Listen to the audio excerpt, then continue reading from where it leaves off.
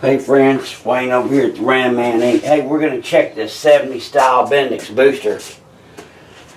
And I'll remind you guys, just because it says 18268 on the can, that doesn't mean much. I've seen them on tandem Bendix. I've seen that number, Bendix number, on quite several things. So, anyway, so we got to test it out just like it would be on the car. And basically we're testing for three things. Number one, does it hold vacuum? Number two, does it bleed off, lose vacuum after we use the brake pedal? And number three, does it recover from the brake pedal? Seeing if we got our flow good about our control valve.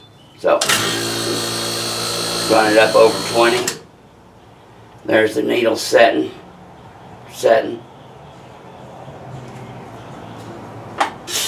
Apply the brake.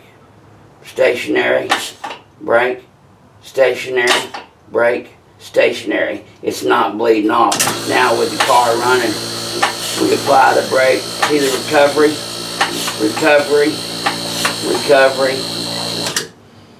and 1, 2, 3, and no bleed off.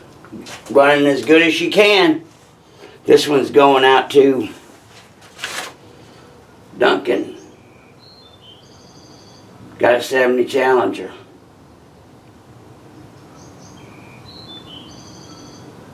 Duncan McDougall. Okay, bye.